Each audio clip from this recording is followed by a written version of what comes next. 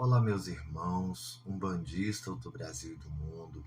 Estamos de volta com o Controvérsia Neu, hoje para levar a cabo aquela proposta que foi feita de produzirmos uma série de 3 vídeos falando sobre as doutrinas existentes a respeito da fundação da Umbanda, do início da Umbanda. E hoje nós vamos trazer para vocês a segunda dessas 3 doutrinas. Posso garantir a vocês que o que vai ser tratado hoje, além de ser muito interessante, é também muito importante para o momento atual que a Umbanda vive.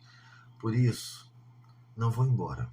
Fiquem aí, aguardem um minutinho, eu volto daqui a pouco, logo após a vinheta. Fiquem comigo, eu sou Jorge Caetano e esse é o canal do Neu.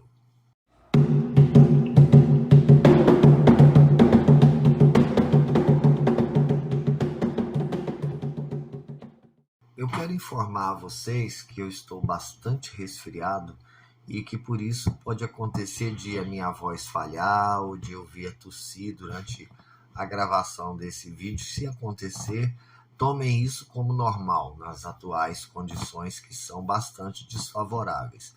Apesar de serem desfavoráveis, eu vou cumprir aqui a missão e já começo pedindo a vocês que pratiquem aí os 3 Cs, isso é, curtem, comentem, compartilhem.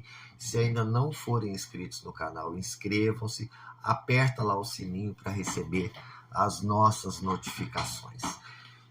Indo direto ao ponto, a teoria que nós vamos abordar aqui hoje, ela é relativamente recente, embora ela reproduza algumas ideias que já são bastante antigas no campo umbandista, ideias que sempre estiveram presentes na cabeça dos detratores da Umbanda de Zélio, da Umbanda tradicional. E eles procuram, os defensores dessa teoria, procuram revitalizar essas ideias antigas com argumentos oriundos do modismo ideológico vigente, né? Temperados com falácias de apelo emocional, de um gosto duvidoso e de um caráter bastante questionável. Se eu tivesse que definir essa teoria em uma palavra apenas, eu diria insidiosa. Insidiosa. E por que eu digo insidiosa? Porque eu considero essa teoria perigosa e virulenta. Por que virulenta? Vamos lá. Eu tomei contato com essa teoria por volta de 2020, junto com a pandemia, né?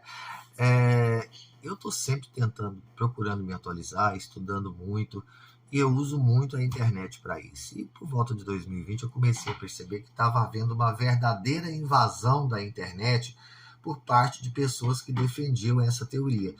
Cheguei a ter debates em tempo real no Facebook, em grupos de Umbanda no Facebook, né? Debates bastante acalorados com os defensores dessa teoria. Na época, uma teoria que eu não sabia de onde vinha, de repente as pessoas começaram a repetir isso, e aí foi uma verdadeira avalanche. Eram textos publicados em sites diversos, eram matérias que eram publicadas em jornais, em periódicos da internet, em portais de notícia, eram vídeos no YouTube, em canais específicos dos defensores dessa ideia. Eu cheguei, inclusive, a ver já um vídeo feito por um indivíduo que é muito conhecido, é um famoso youtuber umbandista que virou a casaca. Ele era defensor da teoria de Zélio e de repente ele está fazendo meia-culpa no YouTube e dizendo que não, que ele repensou e está corrigindo a injustiça que ele praticou e que agora ele defende essas mesmas ideias. Enfim, foi uma verdadeira avalanche, foi uma verdadeira invasão, por isso que eu chamo a teoria de virulenta. Tão virulenta quanto eu diria, sem sustentação, né? Para a gente poder... O que acontece?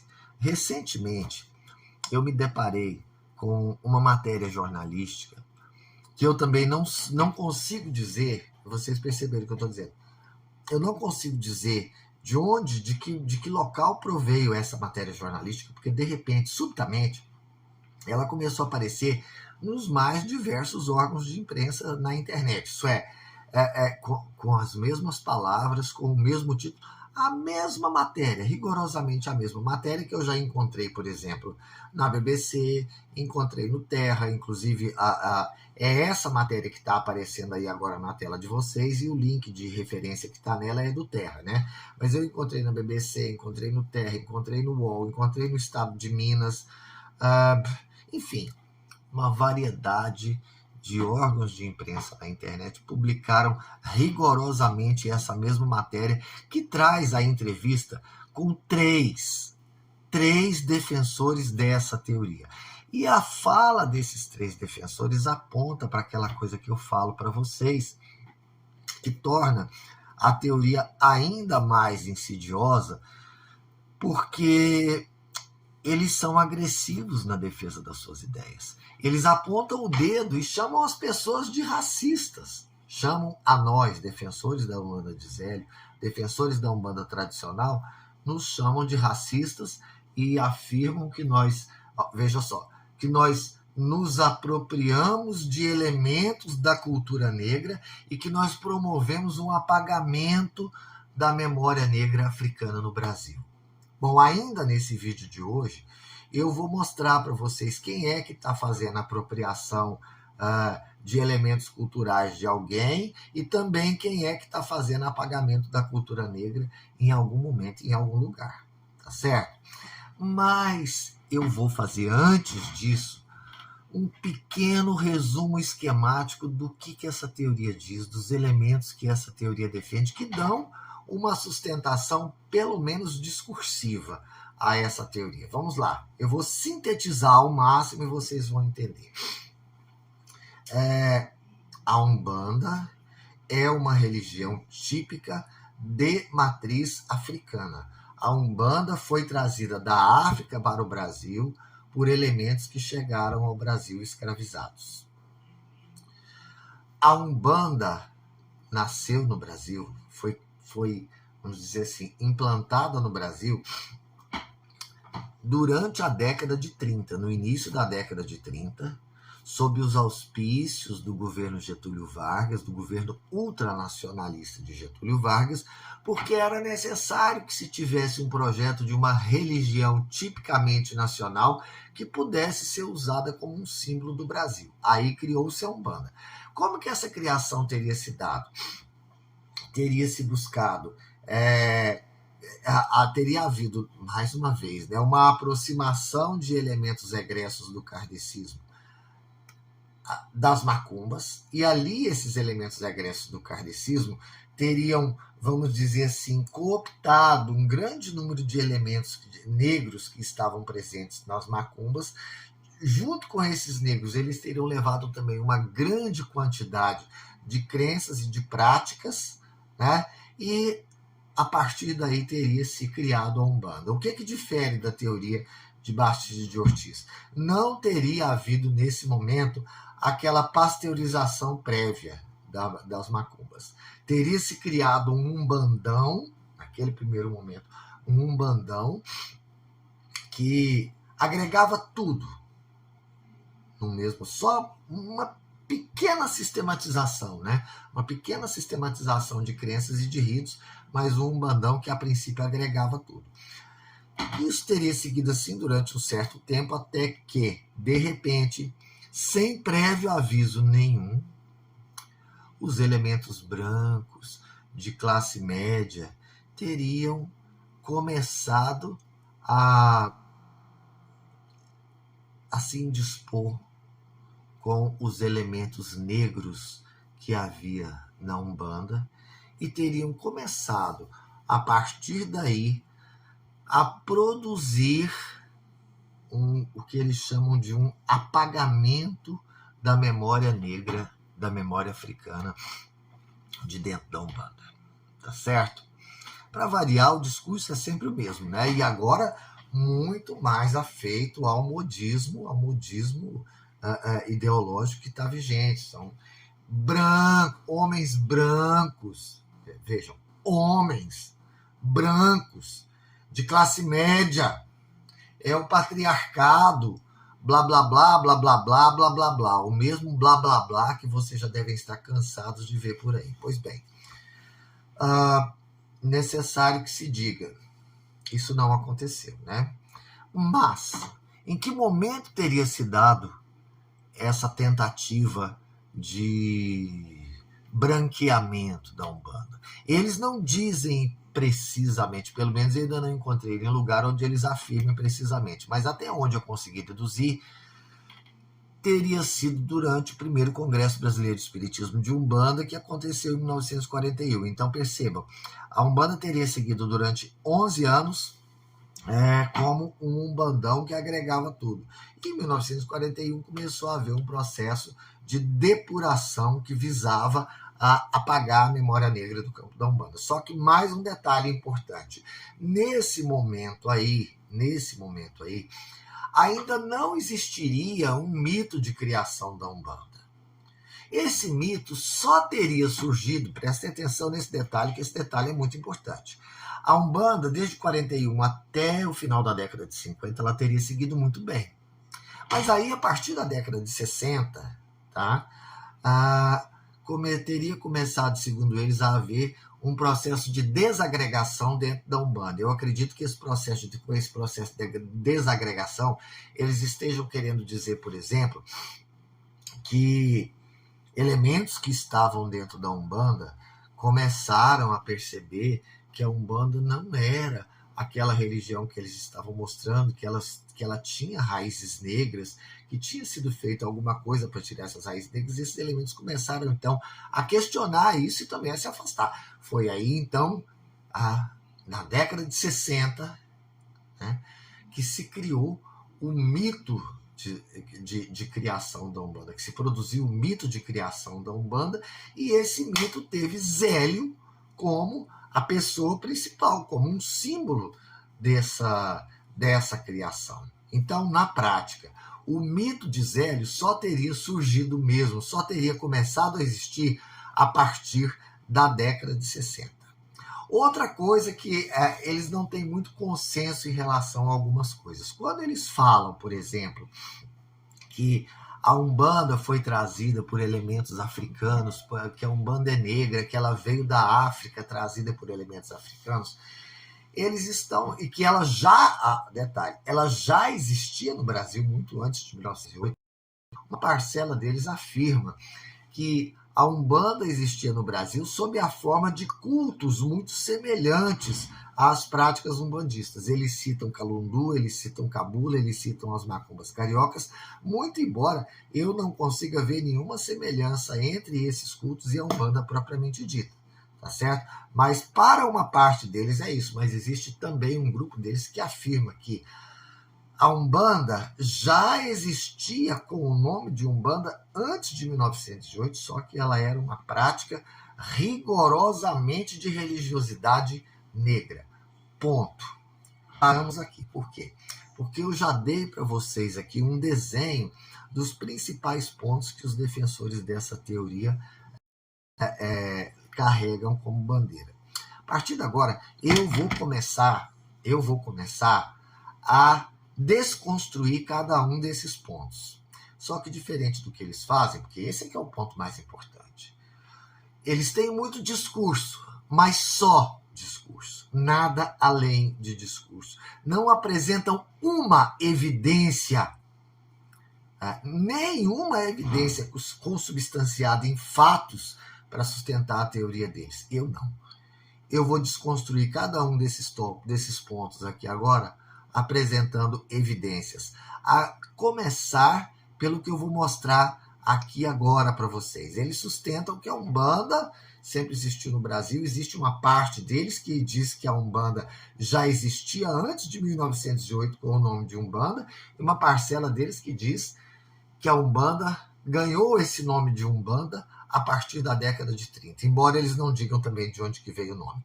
Eu vou começar o processo de desconstrução. Acompanhem o que eu vou mostrar para vocês aqui agora.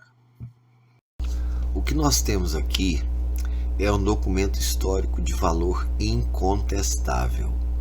Trata-se de uma imagem de jornal de época, né, que eu vou inclusive fazer questão de ressaltar com vocês a data, o nome do jornal, o título do jornal, né? Eu vou aproximar um pouco mais a imagem. Nós temos aqui a imprensa, sábado, 8 de novembro de 1913. E aí nós temos aqui uma notícia que se intitula Loucos, é o nome da notícia, né? Vamos ler o que está escrito aqui nessa parte destacada.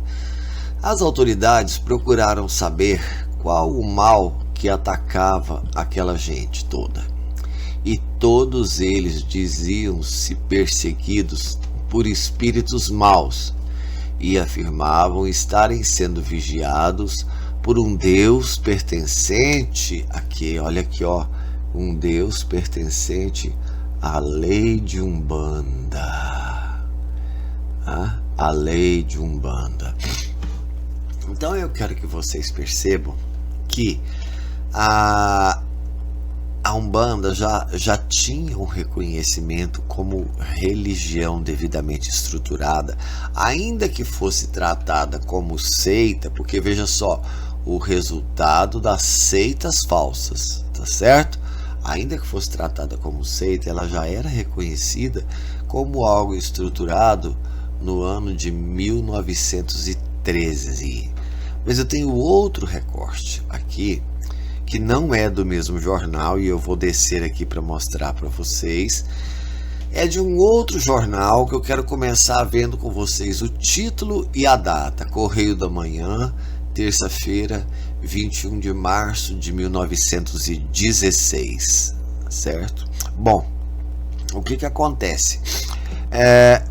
Mais para baixo, nesse jornal de 1916, nós vamos encontrar isso aqui, ó, Casa de Umbanda, ervas medicinais. Trata-se do anúncio de uma loja que vende produtos para a prática da Umbanda. Esses dois detalhes, um jornal de 1913 e outro jornal de 1916, são extremamente significativos para os temas de que nós estamos tratando aqui. É preciso que se diga, que se acentue que, até prova em contrário, esse jornal de 1913, essa ocorrência que eu mostrei para vocês, é o mais antigo registro da palavra Umbanda, identificando uma religião estruturada na imprensa brasileira. Pode ser que exista outro? Pode. Se existe, alguém precisa de encontrar o exemplar, tá? Porque entre aqueles que a gente consegue acessar, aqueles que estão disponíveis, simplesmente não existe esse registro. O mais antigo é esse que vocês estão vendo aqui. Antes de eu começar a mostrar a análise desses jornais que eu trouxe, eu vou dizer para vocês que esses defensores dessa teoria, todos eles que eu já vi até então, eles fazem questão de se apresentar como pesquisadores de Umbanda. Além de se apresentarem como pesquisadores de Umbanda, de sustentar também, vamos dizer assim, o jargão acadêmico da moda. Por quê? Porque acredito que na cabeça deles passe a ideia de que tudo aquilo que vem da academia já tem por si só uma legitimação conquistada a partir da ideia de que se vem da academia, já vem naturalmente com a chancela da ciência. Bom, não é assim. Ciência não se faz apenas de discurso, senhores pesquisadores, tá? A gente precisa de mostrar evidências também. E eu trouxe aí dois recortes de jornal, porque quando eu estava produzindo o meu primeiro livro, eu parti do pressuposto de que se a Umbanda existisse realmente no Brasil antes de 1908, teria que haver alguma referência. Bom, eu não conhecia nenhum livro que fizesse isso. Eu peguei Nina Rodrigues, que não falava apenas de religião, porque o livro de Nina Rodrigues aborda vários aspectos da cultura negra no Brasil, mas num livro de mais de 400 páginas, Nina Rodrigues, não encontrei no livro do Nina Rodrigues uma só referência à palavra Umbanda se referindo a uma religião estruturada, uma religião devidamente, vamos dizer assim, estruturada enquanto culto religioso, tá certo? Aí eu recorri a João do Rio. João do Rio, que em 1904 fez para o jornal onde ele trabalhava um levantamento de todas as religiões existentes no Rio de Janeiro naquele momento, publicava as matérias, ia num dia, publicava as matérias no dia seguinte, e depois ele transformou isso tudo num livro que se chama As Religiões do Rio, onde ele procurou demonstrar todos os cultos religiosos existentes no Rio de Janeiro naquele momento. Nenhuma referência mínima à palavra Umbanda representando uma religião minimamente estruturada. Aí então eu pensei, bom, se existia essa religião, e obviamente sendo uma religião de exceção, os jornais deveriam noticiar, principalmente nas páginas policiais, nas notícias policiais. Inclusive, uma das que vocês viram aí nesse jornal está justamente numa notícia de polícia, né?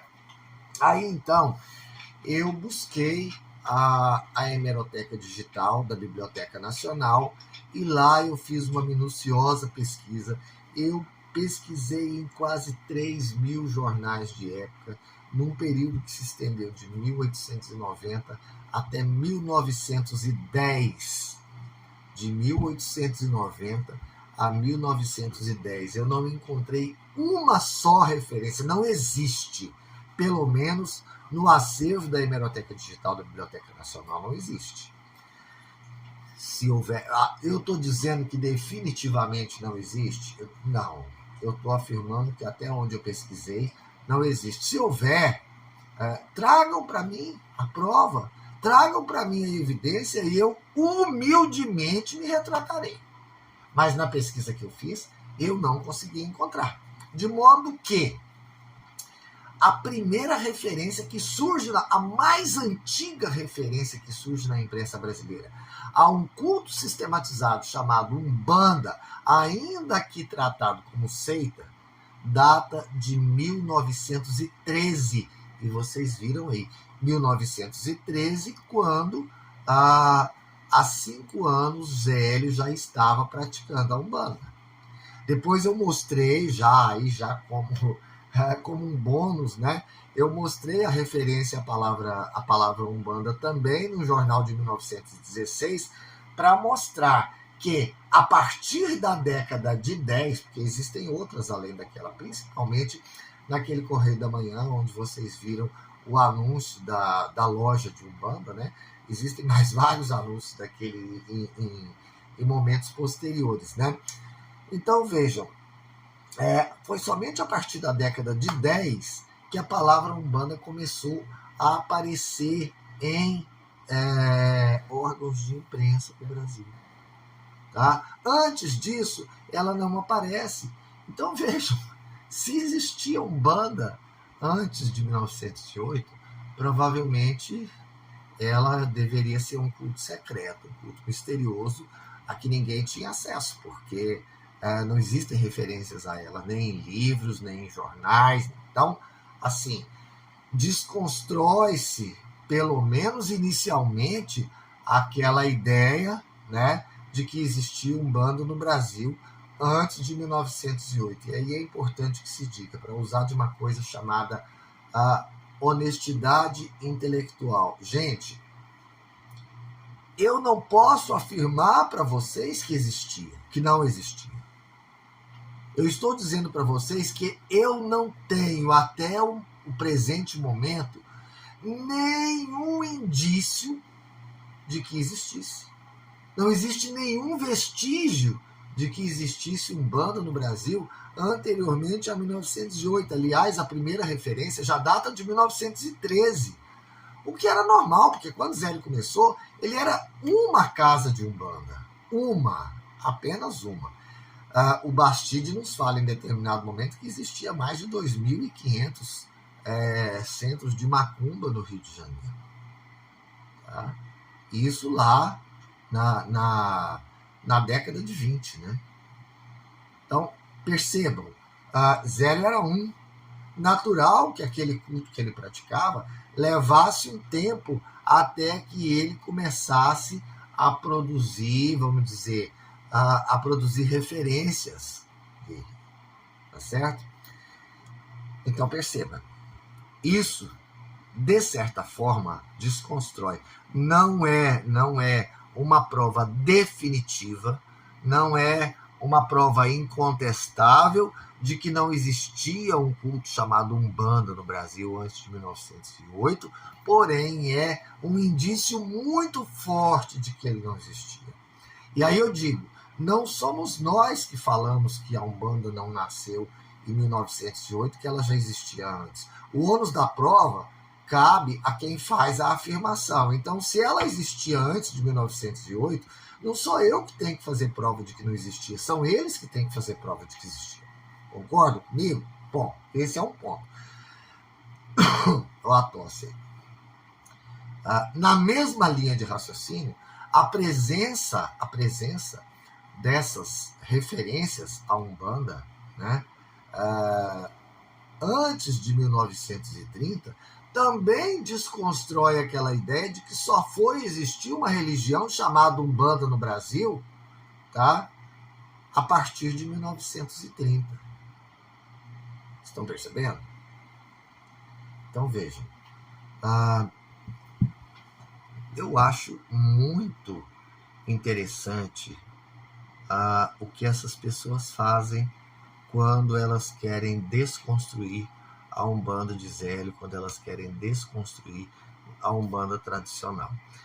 Eu falei aqui de passagem anteriormente que, embora eles falem que a Umbanda ganhou esse nome de Umbanda a partir da década de 30, eles não fazem nenhuma referência a de que maneira esse nome chegou até a religião. Como que esse nome foi implantado? E a gente também sabe que a Umbanda de Zélio, ela não ganhou esse nome de imediato. Levou um tempo até que ela chegasse a ser Umbanda, isso porque as religiões, elas não têm, quando elas não nascem com todas as suas características ritualísticas e com todas as suas características doutrinárias já prontas e acabadas. Elas vão se construindo com o tempo. E a Umbanda de Zélio também se construiu com o tempo.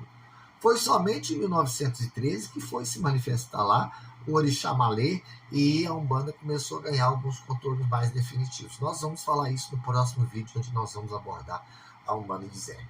Bem, uma coisa que me causa estranheza para aqueles que falam, né, que a Umbanda já só passou a existir como Umbanda a partir de 1930, porque existe uma outra informação adicional que é sempre trazida quando se fala disso também, que é o seguinte, que Zélio, até 1930, o Zélio era espírita. Ele comandava um centro espírita, né? E que ele só se converteu à Umbanda a partir da década de 30. A família de Zélio era uma família tradicionalmente católica. O próprio Zélio era católico. Eles tinham um sacerdote na família, um padre católico na família. Então, assim, definitivamente não procede essa noção de que Zélio era espírita antes da década de 30. Só que uma coisa que eu observo na postura de todos aqueles que atuam como detratores da Umbanda de Zélio é que eles se intitulam pesquisadores, mas as pesquisas que eles fazem, elas são bastante seletivas, elas são muito seletivas naquilo que elas buscam. Até hoje, começando lá com Roger Bastide, Renato Ortiz Depois, com os atuais pesquisadores, eu não vejo ninguém fazer referência, são pesquisadores, né? Mas nas bibliografias que eles apontam, eu nunca vi uma referência a esse livro aqui, ó. Esse livro aqui. O nome desse livro é No Mundo dos Espíritos. Ele foi escrito por Leal de Souza. Sabe quando? Ele foi publicado em 1925, mas ele foi escrito muito antes disso, já em 1924. O que aconteceu? Leal de Souza, ele era jornalista, trabalhava para um jornal chamado A Noite. O jornal pediu a ele que fizesse naquela época, que eles chamavam de um inquérito, fazendo um levantamento dos centros espíritas que havia no Rio de Janeiro naquele momento, tá certo? E o Leal de Souza foi a campo, fez uma longa pesquisa jornalística, visitou 100 casas, e fez aqui os 100 relatos relativos a essas 100 casas que ele visitou. Eu já vi pessoas dizendo que o Leal de Souza visitou centenas de casas espíritas naquele momento, que ele tem mais de 200 capítulos nesse livro. Não, ele visitou uma centena de casas, e cada uma que ele visitou, no dia seguinte, ele fez a publicação no jornal, e depois ele compilou tudo aquilo, colocou nesse livro aqui. Deixo, inclusive, para quem ainda não conhece, para quem ainda não leu, eu deixo, inclusive, como indicação de leitura, porque além de ser instrutivo, é também muito gostoso de ser lido, por causa dos relatos de época que a gente encontra aqui, tá certo? Então, fica como indicação de leitura para todos aqueles que têm interesse de conhecer um pouco mais a respeito da Umbanda e também do espiritismo que era praticado no Brasil, porque a ideia inicial era falar desses centros espíritas. Só que nessa busca de centros espíritas, ele também acabou caindo em centros de Umbanda. O livro não é difícil de achar, ele é relativamente fácil de ser encontrado. A edição que eu tenho aqui é de 2012, mas eu não sei se ele já tem edição posterior a isso, mas é perfeitamente possível de ser encontrado para vender. Ele é da editora do Conhecimento. Eu vou deixar a referência aqui embaixo na descrição do vídeo para vocês. O que há de contundente aqui? É que enquanto fazia sua pesquisa sobre o espiritismo praticado no Rio de Janeiro naquele momento, um belo dia, o Leal de Souza foi parar lá em Niterói. E nessa passagem dele por Niterói, ele visitou uma casa espírita que havia na cidade naquele momento. Um centro espírita que havia na cidade naquele momento. Sabe? E aí, no dia seguinte, ele publicou no jornal o artigo falando dessa casa, desse centro espírita, e esse artigo veio parar aqui no livro que ele publicou posteriormente. Sabe como é o nome do artigo? Sabe como é o nome da reportagem? O Centro Nossa Senhora da Piedade. O Centro Espírita Nossa Senhora da Piedade. Está aqui no livro, na página 492 do livro, né? O Centro Nossa Senhora da Piedade. Já dá para imaginar do que eu estou falando. Ninguém que eu conheço que é detrator da Umbanda de Zélio, ninguém que eu conheço que afirma que Zélio se tornou umbandista somente na década de 30, jamais citou esse livro aqui. E é isso que eu vou trazer para vocês agora. Mas eu não vou mostrar a página do livro, não. Eu vou fazer melhor. Eu vou fazer muito melhor do que isso. Eu vou mostrar para vocês, mais uma vez, a cópia digitalizada do jornal de época. Acompanhem aqui comigo, por favor. Aqui, na mesma linha do que a gente já vem mostrando, nós temos um documento histórico muito especial. E eu vou começar do mesmo modo, pelo título do jornal, que vocês podem ver aqui, A Noite, e pela data desse jornal, Rio de Janeiro, quarta-feira, 7 de maio de 1924. Vejam, um artigo de primeira página, aqui, No Mundo dos Espíritos, o Centro Nossa Senhora da Piedade, um louco em uma sessão espírita.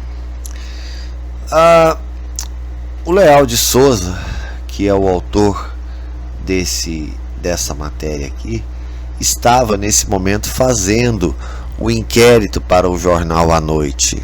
E aqui, na edição da quarta-feira, 7 de maio de 24, ele registrou a visita que ele havia feito no dia anterior ao Centro Nossa Senhora da Piedade. Observem o que ele diz. Atravessando em procura do Arrabalde das Neves, a cidade de Niterói, perguntamos no bonde a quanto passageiro ficasse ao alcance de nossa voz. Conhece porventura nas Neves a farmácia do Sr. Zélio? Não. E o Centro Espírita Nossa Senhora da Piedade?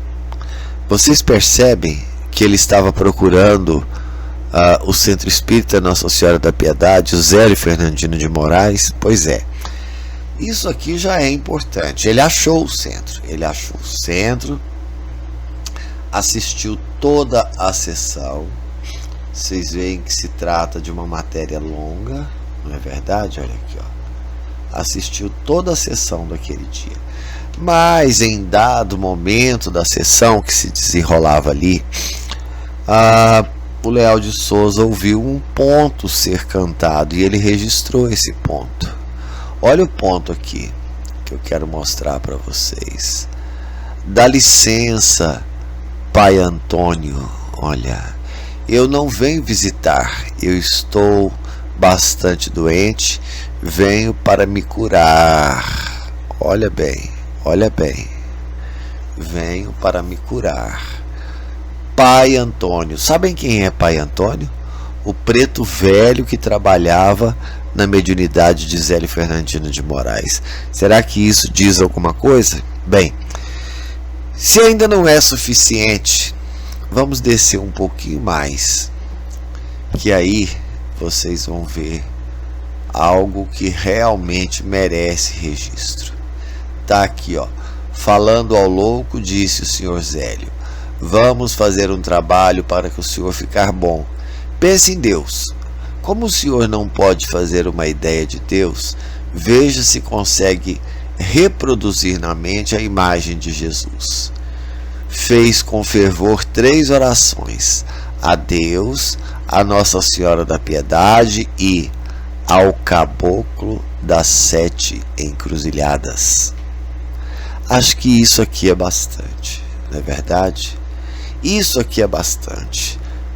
Ao Caboclo das 7 Encruzilhadas. Leal de Souza, naquela noite em que ele esteve na tenda espírita Nossa Senhora da Piedade, em visita para fazer o registro e publicar na edição do dia seguinte do jornal à noite, ele se deparou com Zélio Fernandino de Moraes, recebendo na mesma sessão o preto velho Pai Antônio e o Caboclo das 7 Encruzilhadas. Eu acho que isso não deixa mais nenhuma margem de dúvida, não é verdade? E para que fique bem claro, para que fique bem gravado, eu faço questão de mostrar novamente a data: Rio de Janeiro, quarta-feira, 7 de maio de 1924. Bom, o que eu quero deixar claro para vocês? Isso aqui não é mero discurso. Isso aqui não são ilações. Isso aqui é prova. É prova documental e material da história. Não há como negar esse fato aqui. Não há como negar essa prova. Não há como negar essa evidência. Que duro golpe, não é, senhores pesquisadores de Umbanda? Para a infelicidade de tantos de vocês, eu li o livro. Sim, porque eu também sou pesquisador de Umbanda. Assim, infimamente pequeno, perto de outros grandes pesquisadores de Umbanda que existem por aí e que permanecem até hoje num certo anonimato. Eu vou falar deles daqui a pouquinho. Para a infelicidade de vocês, eu vou citar alguns daqui a pouquinho. Porque antes de falar disso, eu quero falar de um outro tema aqui, que é mais uma desconstrução que eu vou procurar fazer aqui, aquela ideia de que Zélio só vai aparecer como mito de fundação da Umbanda a partir da década de 1960, né? A partir da década de 1960. Será que Zélio só surgiu como mito de fundação da Umbanda a partir de 60? Né? É isso que a gente vai ver aqui agora. Eu quero trazer também alguns outros relatos para vocês conferirem, para vocês perceberem que a gente precisa de usar mais do que simplesmente discurso quando a gente pretende se referir a determinados fatos, quando a gente pretende desconstruir alguma coisa, a gente precisa apresentar evidências. Desculpem, vocês não provam nada, nem uma linha do que vocês afirmam. É meramente discurso vazio. Um discurso ideológico que particularmente eu sei de onde provém e o que pretende. Aliás, na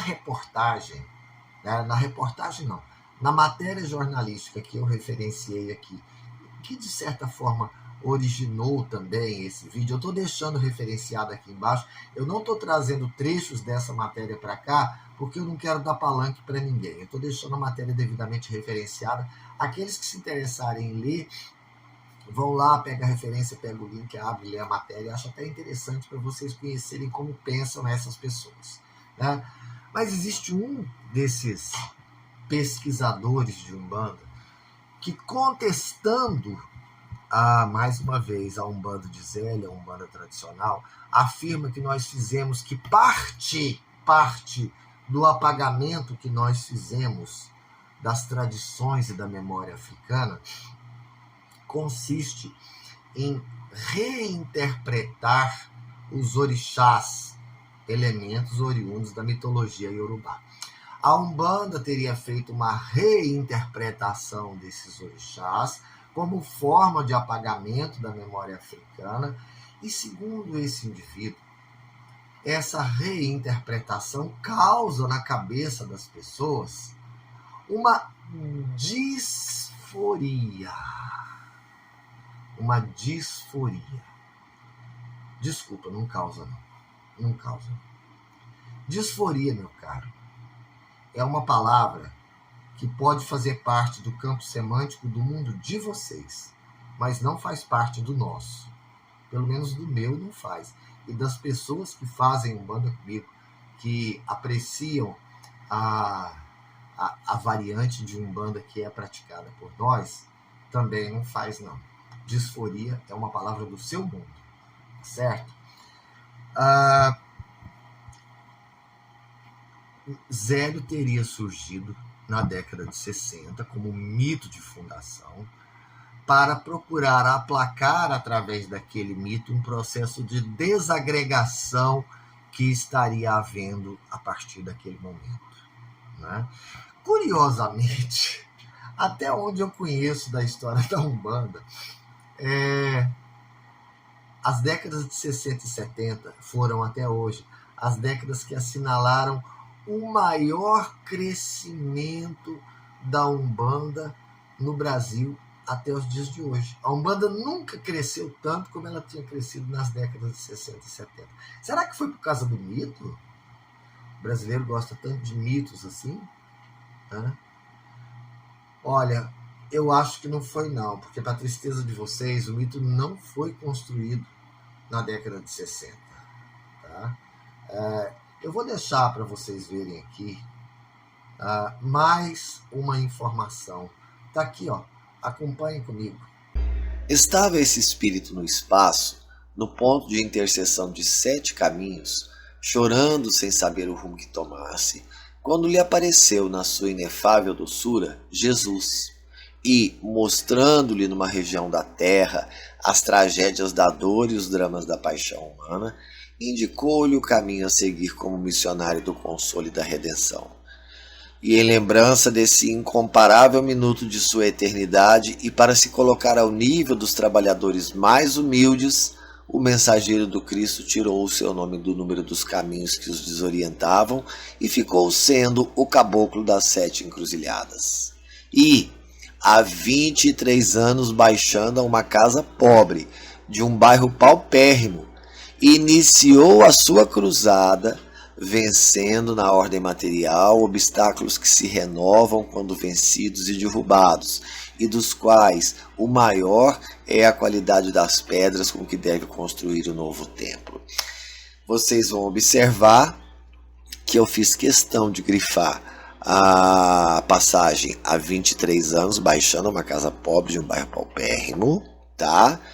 Porque nós vamos considerar que este livro do Leal de Souza, ele foi publicado, sua primeira edição foi publicada em 1933, tá certo? Depois nós vamos falar sobre isso. E não apenas grifei, como destaquei com outra cor a expressão iniciou sua cruzada. Percebe? Então, agora nós vamos entender exatamente por que eu grifei essas duas passagens nesse texto. Isso que eu mostrei agora está presente no livro O Espiritismo, a Magia e as 7 linhas de Umbanda. Esse que está aparecendo aqui no alto da tela de vocês agora, que eu estou colocando numa imagem digital, porque na verdade eu não possuo a edição física do livro. A única edição que eu possuo é uma edição digital, que inclusive para aqueles que se interessam também é uma leitura interessante, embora tenha que ser feita com parcimônia. Eu vou explicar por quê, né? Mas esse livro já não tem mais reserva de direitos autorais há muito tempo, e ele é perfeitamente disponível para fazer download na internet. Então, aqueles que se interessarem podem fazer aí o download, ler o livro, ou então comprar o livro também, edição física. Tem gente que gosta mais de ler livro físico do que de ler livro digital, que é o meu caso, né? Ele é facilmente encontrável também para comprar nessa edição que eu mostrei para vocês, ou para baixar na internet, vocês é que sabem. Então, o Leal de Souza faz aí uma referência. Esse livro ele foi publicado em 1933. Leal de Souza faz uma referência quando ele diz assim, que há 23 anos baixando numa casa paupérrima, de um bairro paupérrimo, enfim, eu não vou repetir aqui agora o que está dito lá, né? Bom, se a gente fizer as contas, né, há 23 anos baixando, isso aí remonta a 1910. Mas se a gente considerar que o livro foi publicado em 1933 e normalmente o ano da publicação não é o mesmo ano de confecção do livro, de escrita do livro, a gente pode remontar a 32, aí a gente já cairia para 909, né? Ou ainda a 31, perfeitamente possível que você gaste 2 anos para escrever um livro, não é verdade? E aí a gente bateria novamente em 1908. Mas eu sei que os senhores pesquisadores, vamos dizer assim, Leal de Souza é suspeito, porque o Leal de Souza era um bandista. O Zélio até deu uma casa para ele dirigir, sim, a Tenda Espírita Nossa Senhora da Conceição, né, que era a casa representativa da vibração Oxum, era dirigida pelo Leal de Souza. Ele, de fato, se converteu a Umbanda, principalmente depois da visita que ele fez lá em 1924, a Tenda de Zélio. Ele acabou se convertendo posteriormente a Umbanda.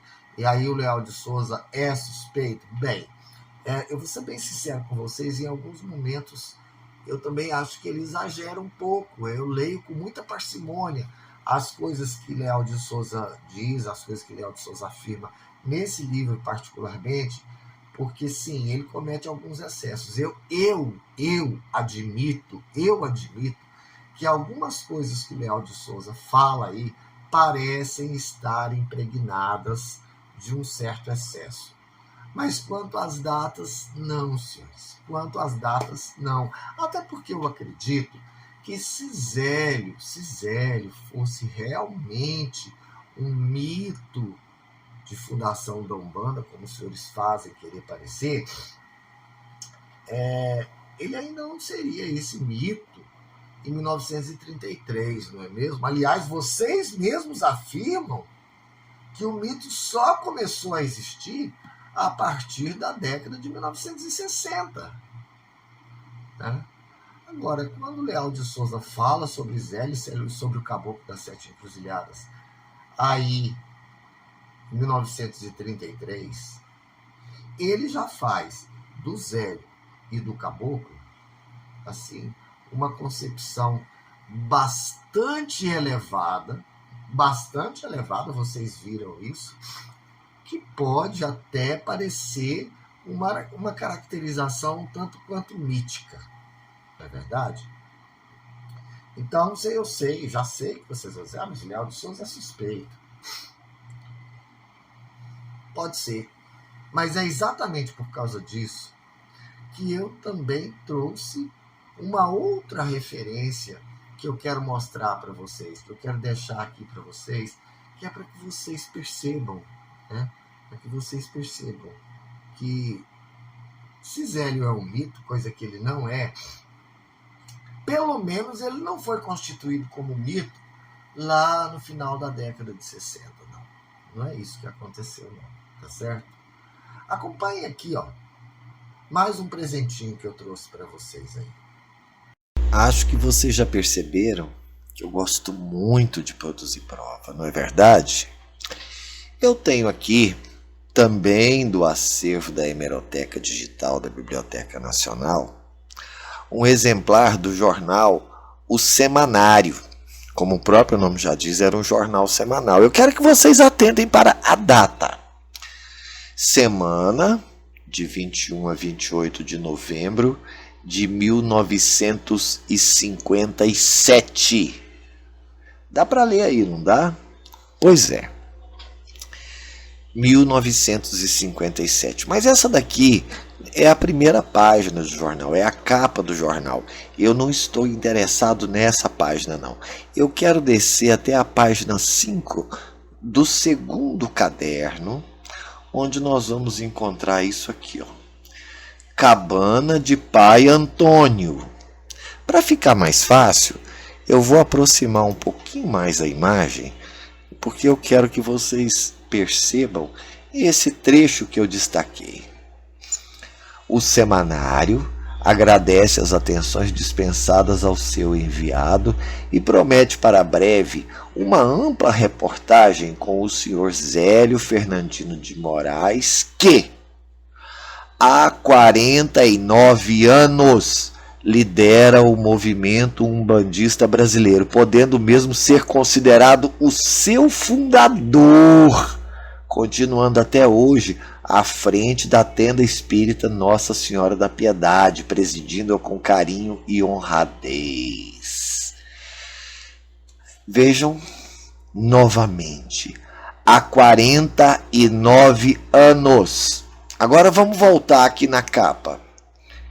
1957.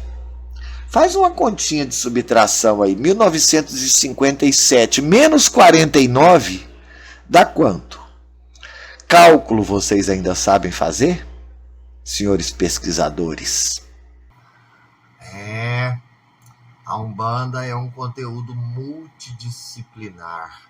Às vezes a gente precisa fazer cálculo também. Vocês perceberam aí que o jornal está datado de 1957, em que ele fala em dado momento, Zélio Fernandino de Moraes, que há 49 anos, ora, vocês já fizeram o cálculo? 1957 menos 49 dá quanto? Na minha matemática, dá 1908. Bom, se era mito, se é um mito, né? Ele já estava lá em 57. Já existia em 57. Mas vocês dizem que foi na década de 60, senhores pesquisadores. pesquisadores de Umbanda. Foi na década de 60. Então, espera.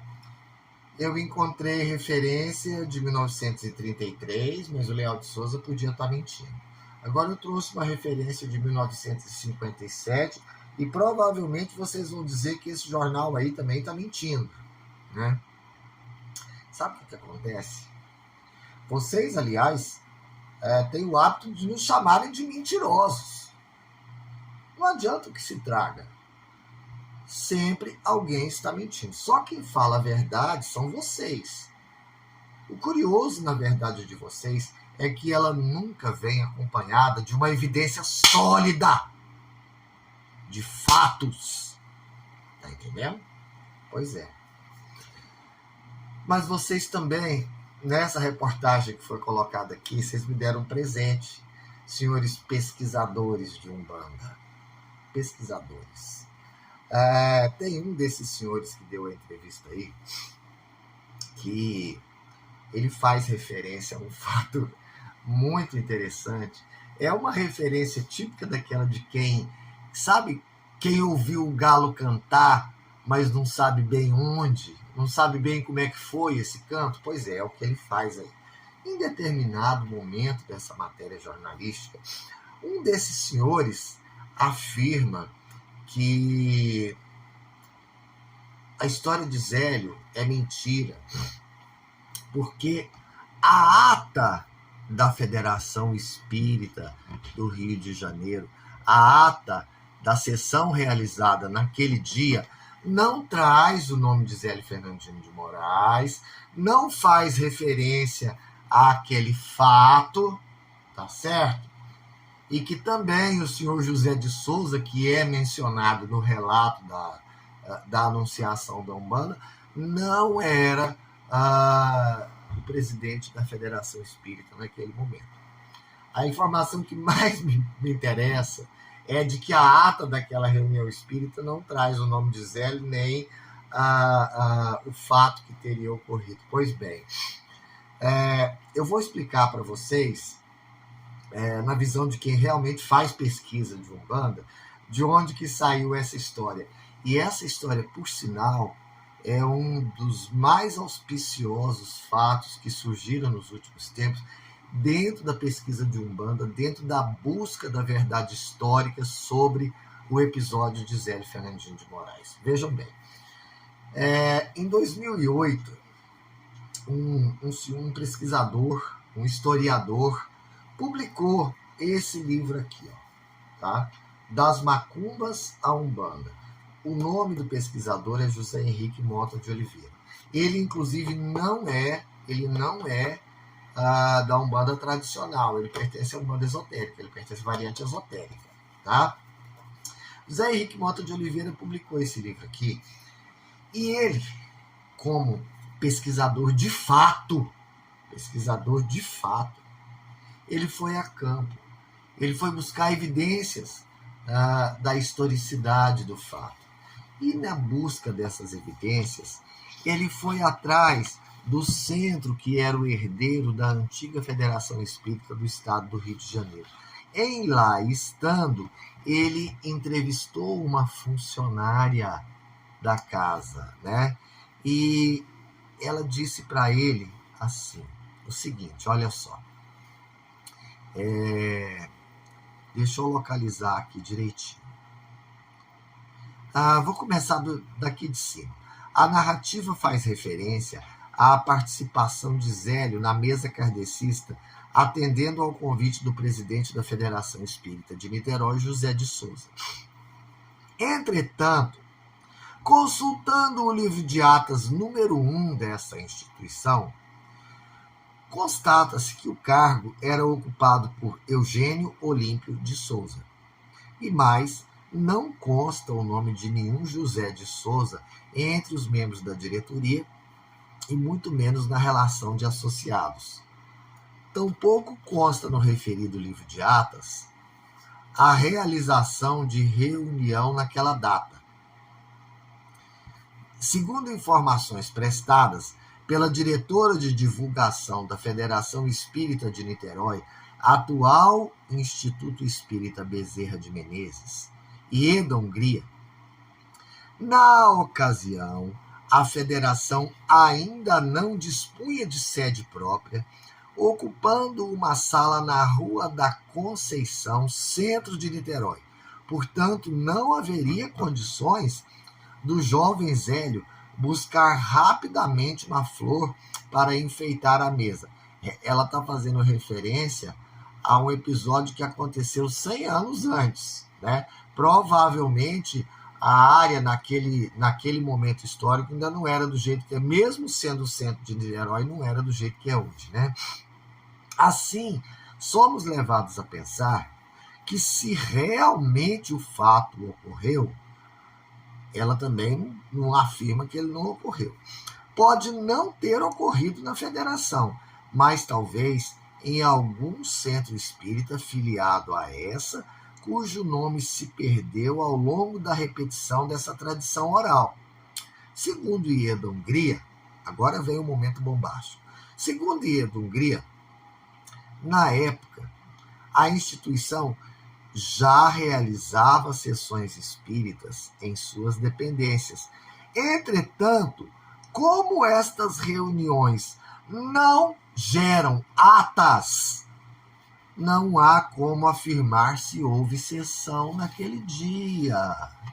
Então, vejam, a informação está aqui, ó, clara, límpida. Foi pesquisa feita pelo Zé Henrique Mota de Oliveira, que é historiador. Esse livro aqui, inclusive, eu não estou bem certo, eu acho que esse livro aqui foi a dissertação de mestrado dele, mas eu não estou bem certo quanto a que titulação ele foi. Mas ele foi alguma coisa no processo de formação dele. Hoje me parece que ele é doutor em História. Mas é um pesquisador de verdade. Ele saiu, ele foi a campo, ele foi lá na instituição que é herdeira da Federação Espírita, entrevistou a secretária da instituição, obteve essa informação aqui. Mas quem ouviu o galo cantar e não sabe onde, ouviu alguma referência aí, se entendeu que tinha havido uma ata naquele dia e que da ata não constava o nome de Zélio nem o fato que ocorreu. Na verdade, a história não é nada disso. A própria secretária do Centro Espírita Bezerra de Menezes coloca dúvida, sim. Pode ser que o fato tenha ocorrido, ela não sabe se realmente ocorreu. Mas o que ela registra não é que o nome dele não consta da ata nem o fato. O que ela registra é que não se lavravam atas de sessões espíritas. De fato, eu nunca vi ninguém fazer ata de sessão espírita.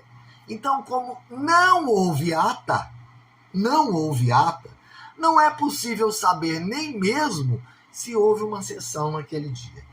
Vocês percebem como é que é? Mas essa observação do nosso querido pesquisador aí, né, da notícia aí, da matéria jornalística, nosso querido pesquisador acabou me dando um presente ao fazer referência a esse fato, porque além da referência vir completamente distorcida, da referência não corresponder àquilo que realmente está registrado nas pesquisas históricas sobre a Umbanda, ainda tem um lado adicional.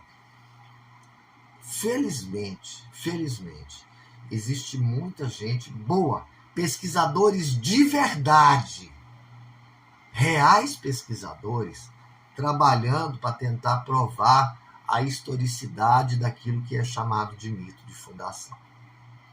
Uma dessas pessoas é esse rapaz aqui. Tá? O nome dele, Renato Henrique Guimarães Dias. Ele publicou esse livro aqui chamado Registros de Umbanda.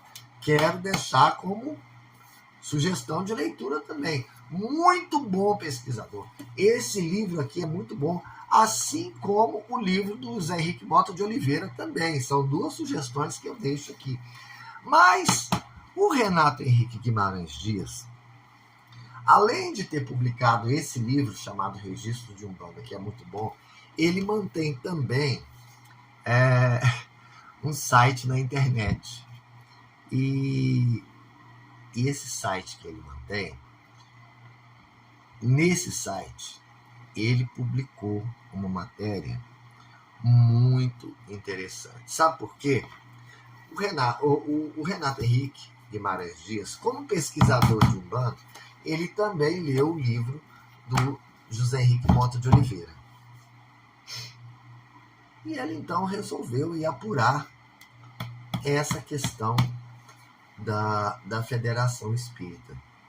E ao apurar isso, ele fez uma descoberta simplesmente sensacional que lança mais um pouco de luz sobre essa questão toda. E é isso que eu quero trazer agora para vocês como outra evidência.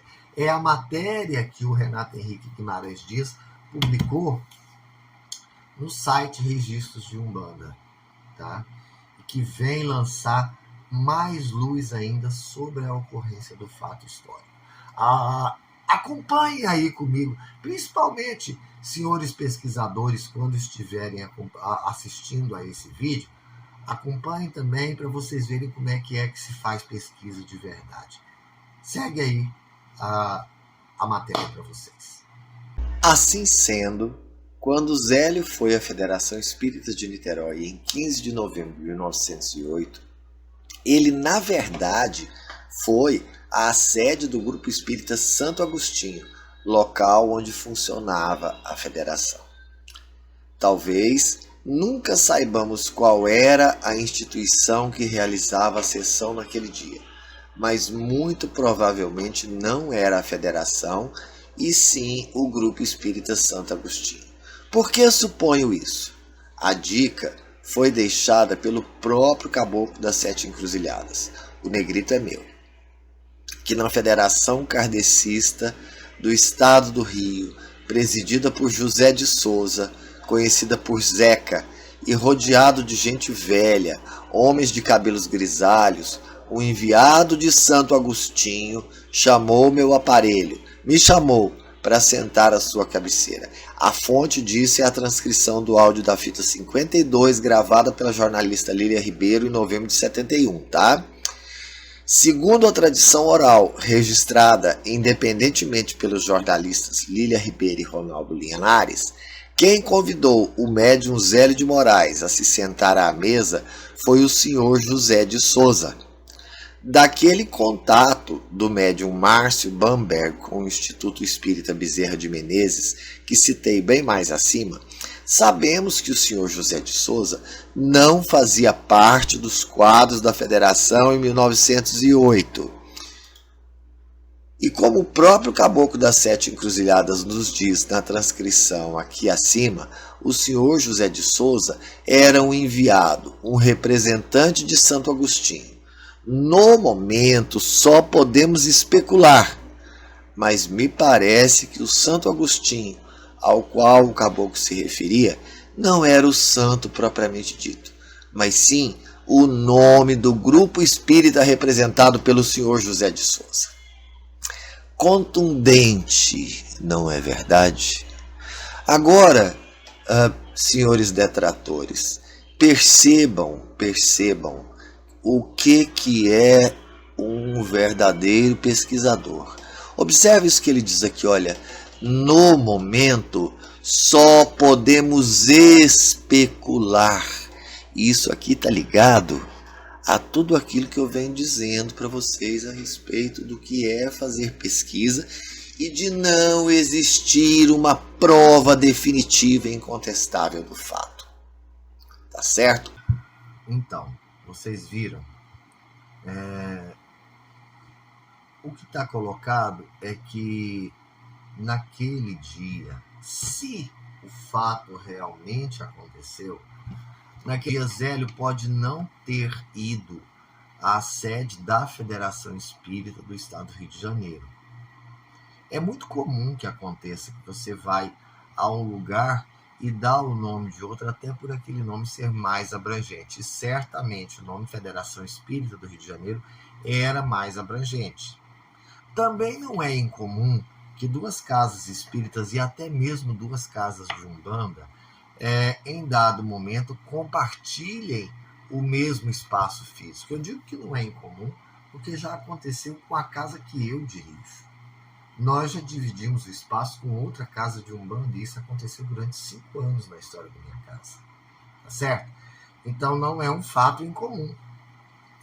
E o que nós temos registrado é que naquele momento, a então Federação Espírita do Rio de Janeiro dividia o espaço físico com mais 2 outras casas espíritas. Uma dessas casas era justamente o Centro Espírita Santo Agostinho. E, em determinado momento, na narrativa que eles chamam de mito, o caboclo das 7 encruzilhadas diz que ele estava ali, né, por via de um enviado de Santo Agostinho. Então, existe uma probabilidade grande de que, ao invés de estar na sede da Federação Espírita, participando de uma sessão da Federação Espírita, ele estivesse participando de uma sessão do Centro Espírita Santo Agostinho. Tá certo? Entendam uma coisa. Desde quando nós começamos esse vídeo até agora, eu não afirmei de forma peremptória, categórica, foi assim que aconteceu. Vocês estão percebendo que eu estou dizendo para vocês que existe uma possibilidade de que tenha sido assim. E o que nós estamos fazendo para comprovar isso, para tentar buscar essa verdade? Estamos indo atrás, estamos levantando hipóteses e checando essas hipóteses. Eu, sinceramente, tenho uma firme esperança de que um dia, toda essa verdade vai aparecer de forma muito clara. Quando que vai ser? Não sei, está nas mãos do plano espiritual. Se for essa verdade aparecer de forma clara, em determinado momento eu tenho certeza de que vai aparecer. E aí vocês não precisam ter dúvida de uma coisa. Se eu estiver errado, se todos nós da Umbanda tradicional estivermos errados e o fato não tiver acontecido, não tenho dúvida de que eu irei me retratar humildemente diante de todos. Tá? E possivelmente, ou deixar o que eu faço hoje, ou então mudar o nome, porque se a Umbanda é do jeito que esses senhores dizem que ela é, então ela não é a mesma religião que eu pratico. Tá certo? Porém, a gente precisa muito de ter claro, né, que falar desse tipo de coisa, falar de acontecimentos históricos, requer critério, requer pesquisa, requer procedimentos sérios de pesquisa, né? Requer que você publique teses, republique teses, até que um dia, às vezes de uma forma completamente inesperada, a verdade possa surgir cristalina, mas sempre fruto de pesquisa, né? Sempre fruto de uma busca incessante da verdade, de uma maneira honesta, de uma maneira sensata, né? Não é da forma como esses científicos fazem. Não é apontando o dedo e acusando as pessoas, chamando as pessoas de mentirosas, chamando as pessoas de racistas. Não é assim que a coisa se faz, tá?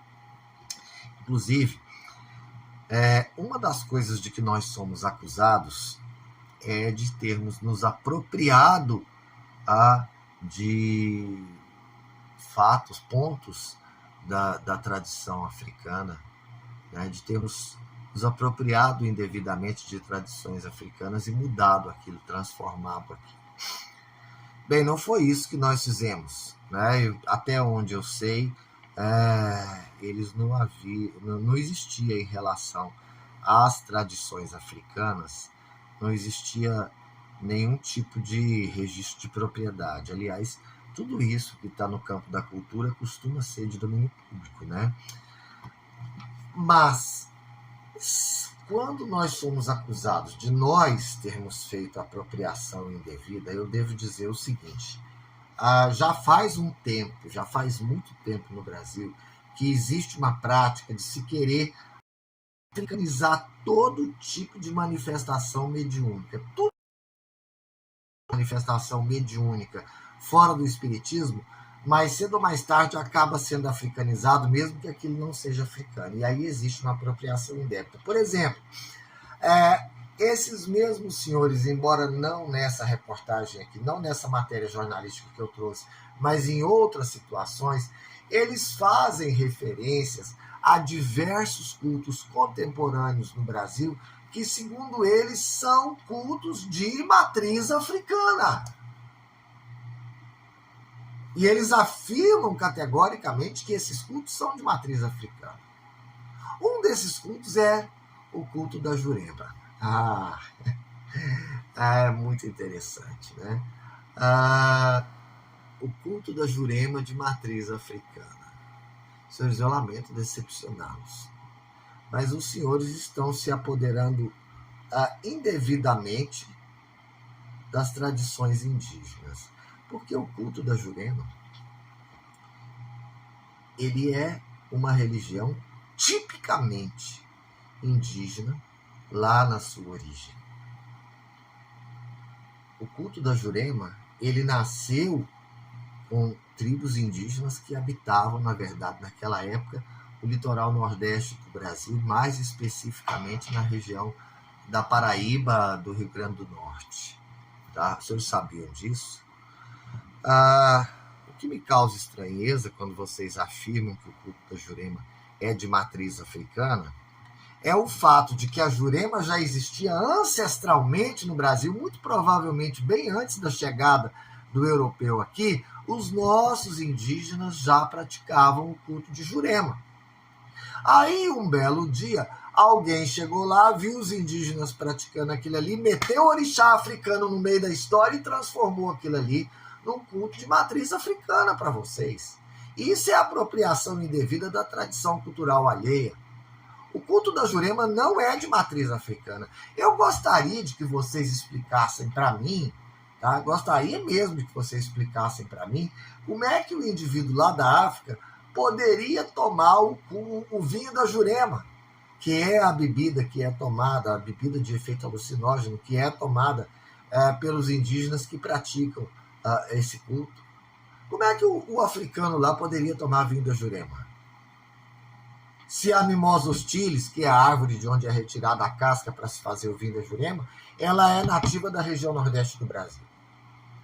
Já sei.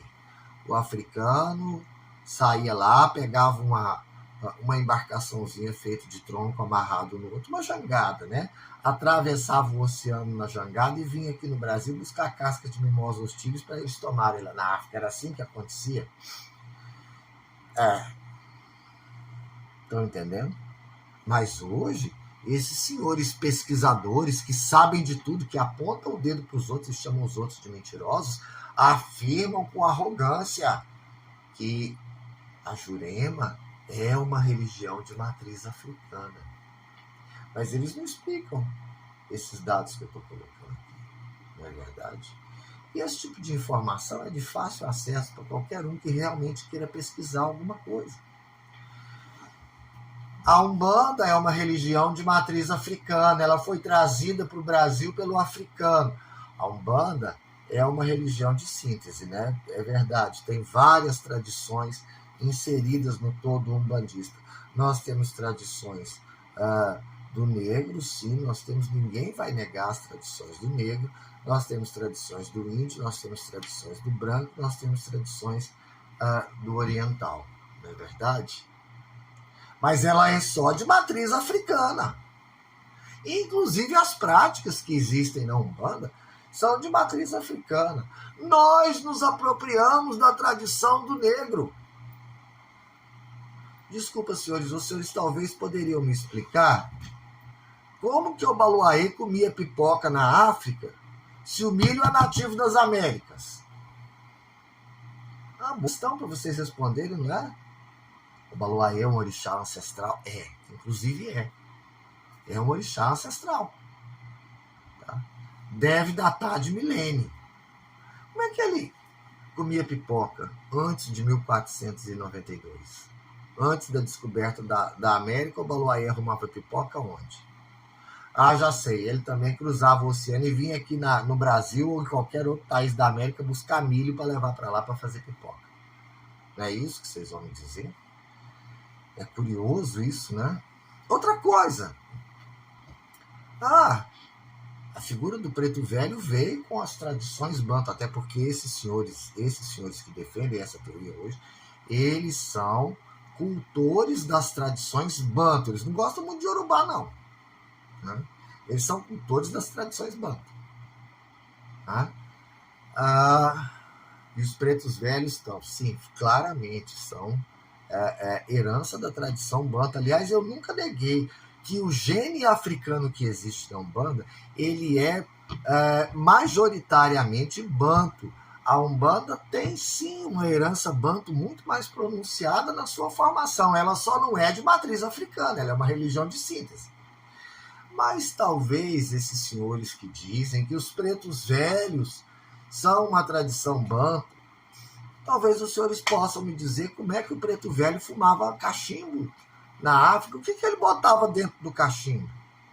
Porque o tabaco também é nativo das Américas. Então, antes de 1492, o preto velho botava o que dentro do cachimbo dele? Já sei. Eles saíam de Angola, atravessavam o oceano e vinham aqui buscar tabaco, né? Compravam dos índios aqui. Havia um comércio de tabaco aqui com os índios. E antes que vocês digam para mim assim, Jorge, você está sendo sarcástico. Eu quero dizer, estou sim. Estou sendo sarcástico. Por quê? Porque às vezes é melhor a gente tratar determinadas coisas com um pouco de sarcasmo, com um pouco de ironia, e até uma certa ponto de bom humor, do que tratar de outras formas. Né? Mas existe uma outra acusação, e eu quero dizer isso para a gente já caminhar para encerrar esse vídeo. Né? Existe uma outra acusação que é feita a nós da Umbanda tradicional, de que nós estamos promovendo um apagamento da memória negra, da memória africana. Senhores pesquisadores, os senhores estão mal informados. Para falar a verdade para vocês, nós da Umbanda, ao mantermos algumas tradições legitimamente banto dentro da nossa religião, e também ao preservarmos só o nome de 9 orixás, de 8, né? Porque Inhansã não existe na África. Inhansã não é orixá africano, tá? O orixá correspondente é Oiá. Inhansã já é uma criação brasileira, né? Mas nós, ao preservarmos o nome de 8 orixás da mitologia Yorubá, nós estamos, inclusive, contribuindo para que essa memória africana continue a desaparecer, continue a existir e não desapareça de vez. É claro que nós da Umbanda fazemos isso, vamos dizer assim, numa proporção mínima. Porque eu jamais pensaria em tirar essa primazia de preservação da memória africana da mão dos candomblecistas. Aliás, a religião de resistência é o candomblé. Os verdadeiros cultores da memória negra, da memória africana no Brasil são os candomblecistas. Todo o meu respeito ao candomblé, não tenho nada contra eles. A Umbanda participa assim de forma mínima na preservação das tradições africanas. Mas muito em breve, os candomblecistas e nós umbandistas, ainda que em proporção mínima, seremos os únicos a preservar essas tradições. Vocês sabem por quê? Porque lá na África, essas tradições estão gradativamente desaparecendo. Lá em Angola, tá? Angola, no Congo, em Moçambique, enfim, nos países de tradição banto que vocês são tão defensores, eu não sei se vocês sabem, mas esses países estão completamente tomados pelo cristianismo. todos praticamente estão convertidos ao cristianismo. A Embaixada de Angola, ao falar dos cultos originários, dos cultos tradicionais, da chamada religiosidade indígena africana, que é como eles chamam os cultos tradicionais, a Embaixada de Angola, ao falar disso, afirma que esses cultos são praticados por uma minoria residual da população de Angola. Praticamente desapareceu. Sabe onde ele está sendo preservado? Na Umbanda. Na Umbanda e nos candomblés Angola que existem por aí. Nos verdadeiros candomblés Angola, né? Aqueles que cultuam inquices, né? É onde essas tradições estão sendo preservadas. Lá na África, ela já desapareceu. Aí você diz, não, mas a minha preocupação não é Angola, não. A minha preocupação não é Banto, a minha preocupação é com os iorubás. Ótimo, ótimo. Hoje, na Nigéria, sabe qual é o percentual da população da Nigéria que ainda pratica a religião tradicional iorubá? 8% da população. O islamismo varreu a Nigéria. Então, até onde eu consigo observar, vocês estão muito preocupados com a preservação da memória africana. Mas os africanos, em nome dos quais vocês falam, não estão demonstrando a menor preocupação com essa preservação, não é verdade? Eu dou uma sugestão para vocês. Está acontecendo isso na África e vocês estão atacando a Umbanda? Vai lá na África dizer isso para eles. Vai a Angola, chama os angolanos lá, fala, olha, vocês estão promovendo um apagamento da memória negra. Fala isso para os pastores evangélicos, porque embora a maioria da população de Angola ainda seja católica, as igrejas evangélicas estão avançando.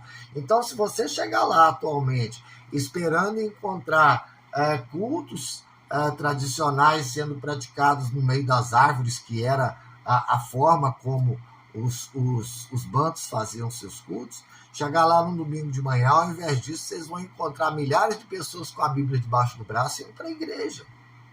Diz isso para os pastores evangélicos, senhores, os senhores estão apagando a memória negra, estão apagando a memória africana. Melhor do que isso, você se preocupa com os iorubás? Vai lá na Nigéria falar isso para eles. Vai lá. Chama o pessoal do Boko Haram, que é quem está convertendo os nigerianos ao islamismo.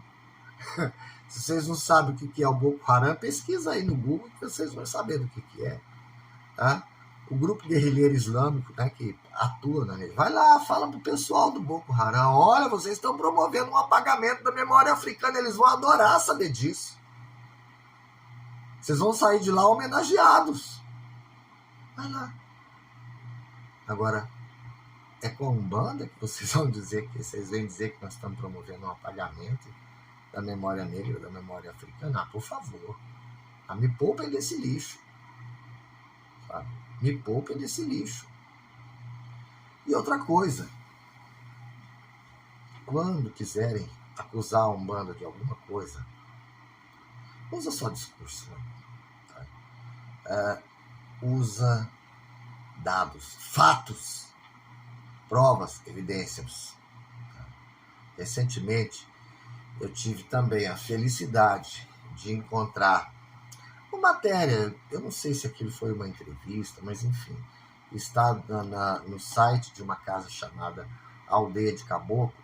Eu encontrei a manifestação de um verdadeiro pesquisador de Umbanda. Aliás, é mais do que isso. Eu devo dizer que é um dos 2 maiores pesquisadores de Umbanda que estão hoje vivos no Brasil. Eu me refiro a Diamantino Fernandes Trindade e Ronaldo Linares. Esses 2 senhores são monstros da pesquisa histórica de Umbanda. Dedicaram uma vida à pesquisa da historicidade do fato que envolve Zélia e a fundação da Umbanda. Tá? Os 2 maiores pesquisadores de Umbanda vivos no Brasil. Eu tive a felicidade de encontrar a manifestação de um deles, falando sobre isso, né, para esse site dessa casa chamada Aldeia de Caboclos. eu deixo aqui com vocês a palavra do grande Diamantino Fernandes Trindade se pronunciando um pouco a respeito de tudo isso que eu estou falando aqui. Curtam aí comigo. Diamantino Fernandes Trindade, ministro religioso da Casa de Cultura Umbanda do Brasil. Vale a pena citar que, há pelo menos 150 anos, os caboclos e pretos velhos já se manifestavam nas macumbas cariocas e outros cultos afro-ameríndios, mas não em cultos com o nome de Umbanda. João do Rio, em seu célebre livro As Religiões do Rio, de 1904, em momento algum fala do termo Umbanda. Pois bem, um grupo de sociólogos e antropólogos e alguns umbandistas ligados às academias universitárias está tentando de todos os modos desconstruir essa história. Nada tenho contra os acadêmicos, pois sou um deles, mas não escrevo sobre a Umbanda como doutor, e sim como umbandista. Alguns desses pesquisadores dizem que a história da fundação da Umbanda pelo Caboclo das Sete Encruzilhadas e Zélio de Moraes foi construída pelos intelectuais da Umbanda nas décadas de 1950 e 1960. Leal de Souza, dirigente da tenda espírita Nossa Senhora da Conceição, escreveu sobre o evento de 1908 no seu livro O Espiritismo, a Magia e as Sete Linhas de Umbanda, em 1932. Antes, em 1925, ele narra a sua chegada à tenda espírita Nossa Senhora da Piedade no livro No Mundo dos Espíritos. Portanto, muito antes das décadas de 1950 e 1960. Outros desses pesquisadores dizem, baseados em escritos do pesquisador francês Roger Bastide, que a Umbanda teria surgido na década de 20. Ora, em 1920 já estavam funcionando algumas das 7 tendas mestras fundadas pelo Caboclo das Sete Encruzilhadas. Mais uma inverdade sobre o fato. Uma matéria do Diário de Notícias de 1913 fala da lei de Umbanda alguns anos antes da década de 1920. Então, Benjamin Figueiredo, dirigente da tenda espírita Mirim, foi preparado por Zélio de Moraes no início da década de 1920. Não somos donos da verdade. Se alguma comprovação documental contundente desses pesquisadores que falam do mito da fundação da Umbanda for apresentada, mudaremos nossa opinião, como fiz em relação ao uso dos atabaques na tenda espírita São Jorge, quando o pai Pedro Miranda explicou o fato. A bem da verdade histórica, fiz minha reavaliação sobre o que tinha escrito anteriormente. Se as pesquisas desses acadêmicos estiverem corretas, então, Zélio de Moraes e sua família, o Caboclo das Sete Encruzilhadas, Pai Antônio e os dirigentes das tendas filiadas à tenda espírita Nossa Senhora da Piedade foram grandes mentirosos, prezados. Pensem, prezados leitores e leitoras, no absurdo. Tá aí. E vocês vão notar que, embora eu tenha grifado vários trechos aqui, grifei porque eles estão em absoluta consonância com o que eu venho dizendo já nesse vídeo. Aqui nesse ponto aqui, ó, eu fiz questão não apenas de grifar, mas também de destacar em outra cor, porque é exatamente disso que nós estamos falando, senhores pesquisadores. Apresentem prova do que vocês afirmam em suas pesquisas. É isso, senhores. Não basta falar, não. Tem que trazer evidências. E eu faço minhas as palavras de Diamantino Fernandes Trindade. Me tragam evidências e eu humildemente venho aqui me retratar de tudo que eu estou falando aqui. Mas eu não vou ceder ao discurso fluido, fácil e enganoso de vocês. Tá certo?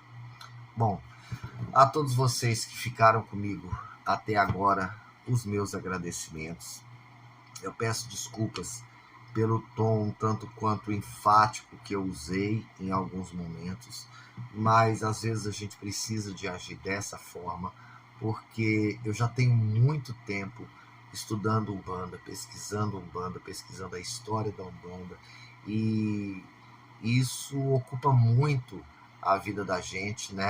Tem ocupado muito a minha vida, tem ocupado a vida da minha mulher, tem ocupado a vida de todos aqueles que convivem comigo nessa lida de tocar Umbanda, que não é fácil fazer Umbanda no Brasil, não é uma tarefa fácil. É muito custoso, é muito dispendioso, inclusive, fazer Umbanda. E a gente faz isso por amor. A gente faz isso por amor a Umbanda, por amor a essas entidades maravilhosas que estão conosco no dia a dia. Quero dizer a vocês o seguinte: esse canal aqui, ele não é monetizado, não. Eu não sou youtuber, não. Eu sou umbandista. Eu estou aqui falando para vocês como umbandista, tá certo? O que eu estou fazendo aqui, o que todos nós que estamos ligados a esse projeto estamos fazendo aqui, nós estamos fazendo por amor a uma causa, pela causa da verdadeira, da legítima Umbanda. Hoje, quando eu falo para vocês da verdadeira, da legítima Umbanda, eu faço isso da mesma forma que eu falo para os membros da minha casa. E eu faço questão de dizer para todos eles, não apenas para os membros da minha casa, mas também para os alunos do curso superior de teologia de Umbanda, que é dado pelo meu.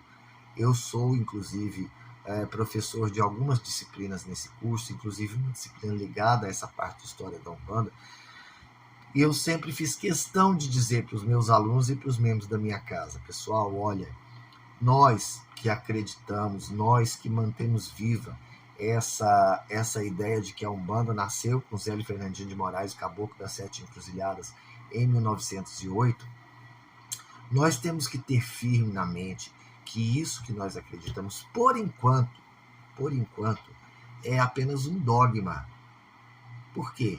Porque nós não temos ainda uma evidência definitiva, né? Nós não temos ainda uma evidência terminativa, no sentido, evidência clara e incontestável, de que isso realmente aconteceu. Estamos buscando, um dia, se Deus quiser, encontraremos, mas ainda não temos. Sabe como é o nome disso, senhores? Honestidade intelectual.